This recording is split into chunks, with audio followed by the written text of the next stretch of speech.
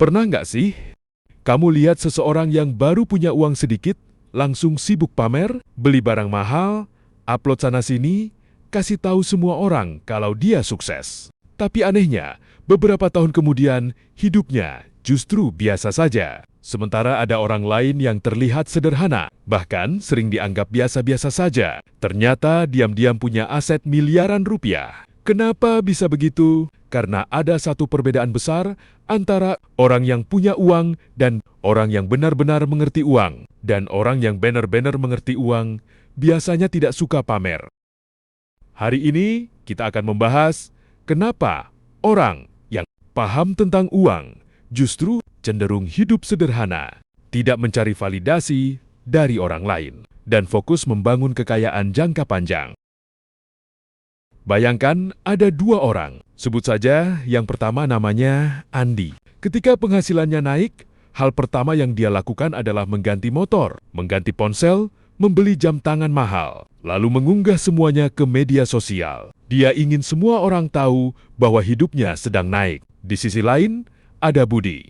Penghasilannya juga naik, bahkan lebih besar dari Andi. Tapi tidak ada yang berubah dari penampilannya. Motornya masih sama, bajunya masih sederhana, media sosialnya biasa saja. Kalau melihat sekilas, banyak orang mungkin mengira Andi lebih kaya. Padahal kenyataannya belum tentu, karena yang terlihat bukanlah ukuran kekayaan. Yang terlihat hanyalah gaya hidup. Ada sebuah pelajaran menarik. Orang miskin membeli barang untuk terlihat kaya. Orang kelas menengah membeli barang karena ingin dianggap sukses. Sedangkan orang kaya membeli waktu, kebebasan, dan aset. Mereka tahu bahwa barang mewah tidak selalu membuat hidup lebih baik. Yang membuat hidup lebih baik adalah kebebasan finansial. Bisa memilih pekerjaan yang disukai, bisa membantu keluarga, bisa hidup tenang tanpa utang, bisa tidur nyenyak tanpa memikirkan tagihan. Itulah kemewahan yang sebenarnya. Banyak miliarder dunia hidup jauh lebih sederhana daripada yang dibayangkan orang. Mereka bisa membeli apa saja, tapi mereka tidak merasa perlu menunjukkannya, karena tujuan mereka bukan membuat orang lain kagum. Tujuan mereka adalah menjaga dan mengembangkan kekayaan. Mereka memahami bahwa setiap rupiah memiliki tugas. Kalau uang digunakan untuk pamer, tugasnya selesai. Tapi kalau uang digunakan untuk investasi, uang itu bisa bekerja dan menghasilkan lebih banyak uang. Masalah terbesar dari budaya pamer adalah membuat orang fokus pada hasil, bukan proses. Kita melihat seseorang memegang kunci mobil baru, tapi kita tidak melihat cicilan yang harus dibayar selama bertahun-tahun. Kita melihat liburan mewah, tapi kita tidak melihat kartu kredit yang menumpuk. Kita melihat kehidupan yang tampak sempurna, tapi kita tidak melihat stres di balik layar. Media sosial sering membuat kita iri pada kehidupan yang sebenarnya tidak kita pahami. Orang yang mengerti uang tidak mudah terjebak dalam permainan itu. Mereka tahu bahwa kehidupan bukan perlombaan. Mereka tidak membeli sesuatu karena orang lain punya. Mereka membeli sesuatu karena memang dibutuhkan. Mereka tidak mengukur kesuksesan dari penilaian orang lain. Mereka mengukurnya dari ketenangan hidup yang mereka rasakan. Coba perhatikan. Semakin seseorang membutuhkan pengakuan, semakin besar keinginannya untuk pamer. Sebaliknya, semakin seseorang percaya diri dengan dirinya sendiri, semakin sedikit kebutuhan untuk menunjukkan sesuatu kepada orang lain. Karena pamer pada dasarnya adalah usaha untuk mendapatkan validasi. Dan validasi adalah sesuatu yang tidak pernah ada habisnya. Hari ini dipuji 10 orang, besok ingin dipuji 100 orang, lusa ingin dipuji 1000 orang. Akhirnya, hidup habis hanya untuk mengejar perhatian.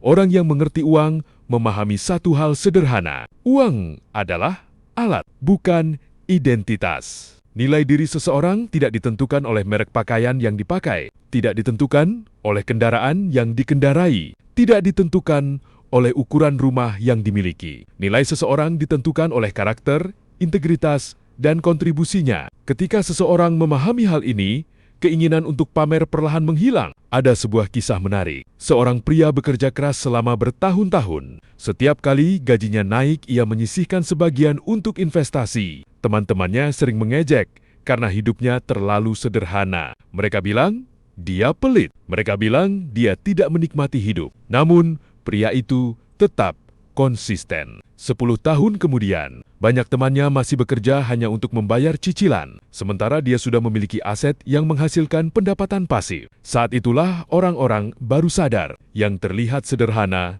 ternyata jauh lebih kaya. Kekayaan sejati seringkali tidak berisik. Ia tumbuh dalam diam, sedikit demi sedikit, hari demi hari, tahun demi tahun. Tidak ada tepuk tangan, tidak ada pujian, tapi hasilnya nyata. Dan ketika hasil itu muncul, orang lain sering mengira itu keberuntungan. Padahal yang mereka lihat hanyalah hasil akhirnya. Mereka tidak melihat proses panjang di belakangnya. Salah satu tanda seseorang mulai dewasa secara finansial adalah ketika dia berhenti membeli sesuatu untuk membuat orang lain terkesan.